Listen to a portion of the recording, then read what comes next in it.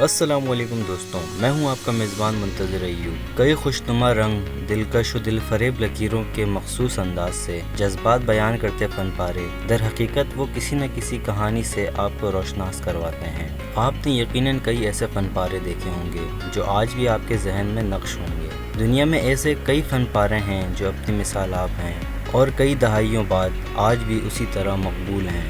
Leonardo ڈا Vinci کی مشہور زمانہ مصوری یعنی مونا لیزا کو کون نہیں جانتا۔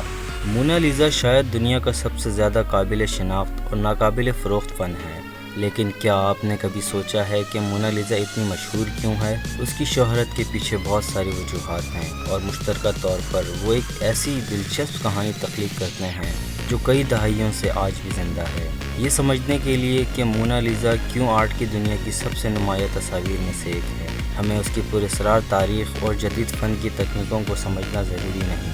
آپ سمجھتے ہیں کہ مونا لیزا کی شہرت کی وجہ اس کی پراسرار مسکراہٹ ہے، اس سے متعلق روایتی قصے یا پھر مشہور مصور لیونارڈو ہے، تو ایسا بالکل نہیں ہے۔ آئیے ہم آپ کو بتاتے ہیں کہ مونا لیزا کی شہرت کی اصل کہانی کیا ہے۔ تو دوستو، سب سے پہلے اگر آپ نے ہمارے چینل کو سبسکرائب نہیں کیا تو چینل کو سبسکرائب کریں اور بیل آئیکن پر لازمی کلک کریں۔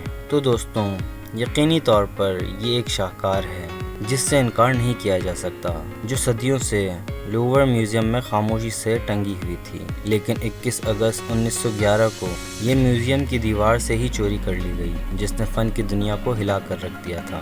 چوری کی خبر سے میوزیم میں شور مچ گیا، ہر طرف افراتفری اور پولیس کی بھاری نفری میوزیم پہنچ گئی۔ لیکن رکیے، اس وقت لوور میں ایسا کچھ نہیں ہوا۔ اس وقت پینٹنگ کی اہمیت کا اندازہ آپ اس بات سے لگا سکتے ہیں کہ پینٹنگ پیر کی صبح چوری ہو گئی تھی، لیکن اس بارے میں دلچسپ بات یہ تھی کہ منگل کے دوپہر تک کسی کو یہ احساس تک نہ ہوا کہ ایک فن پارہ میوزیم سے چوری ہو گیا ہے۔ جب چوری کا پتہ چلا تو لوور ایک ہفتے کے لیے بند ہو گیا تاکہ تفتیش کار اس پہیلی کے ٹکڑوں کو جمع کرنے میں کامیاب ہو سکیں۔ سازشی نظریات ہر جگہ موجود تھے۔ لوور نے ایک پبلسٹی اسٹنٹ کے تحت پکاسو اور فرانسیسی شاعر گیلیوم اپولینائر پر الزام لگایا۔ فرانسیسی پولیس نے ناقص سیکیورٹی کے لیے لوور کو مروّد الزام ٹھہرایا، جبکہ لوور نے قانون نافذ کرنے والے عہدیداروں کی طرف سے کسی بھی قسم کی برتری حاصل کرنے میں ناکام رہنے پر سرعام طنز کیا۔ جب یہ معاملہ میڈیا کی توجہ کا مرکز بنا تو میوزیم میں لوگوں کا رش بڑھ گیا۔ میوزیم انتظامیہ نے مونا لیزا کی جگہ کوئی اور فن پارہ نہ لگانے کا ارادہ کیا، اور یوں میوزیم میں لوگ خالی دیوار کو دیکھنے کے لیے امڑ آئے۔ 2 سال سے زیادہ عرصہ گزرنے کے بعد 1913 کے آخر میں الفریڈو گیری نامی ایک فلورنس آرٹ ڈیلر کو ایک شخص کا خط ملا جس نے اس پینٹنگ کا دعویٰ کیا تھا۔ گیری نے فوری طور پر پولیس سے رابطہ کیا، جس نے جلد ہی ایک اطالوی وینس پیروگیا کو گرفتار کر لیا، جو چوری کے وقت لوور میں کام کرتا تھا۔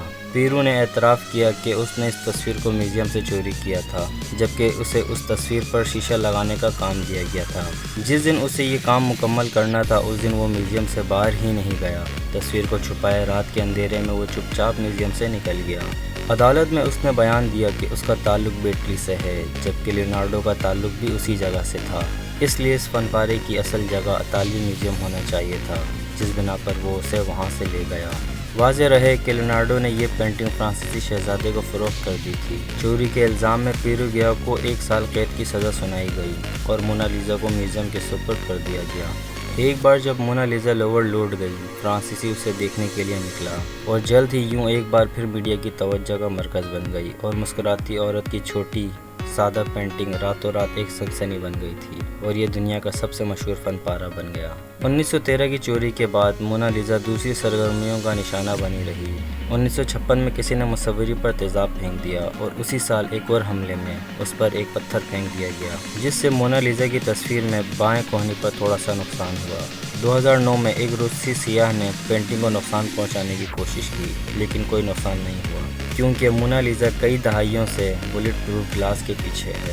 مونا لیزا نے لیونارڈو کے ہم عصروں سے لے کر آج کے جدید فنکاروں تک لاتعداد مصوروں کو متاثر کیا ہے۔ اپنی تخلیق کے بعد سے صدیوں میں مونا لیزا کو ہزاروں بار دنیا بھر کے فنکاروں نے دوبارہ سے نقل کر کے بنایا ہے۔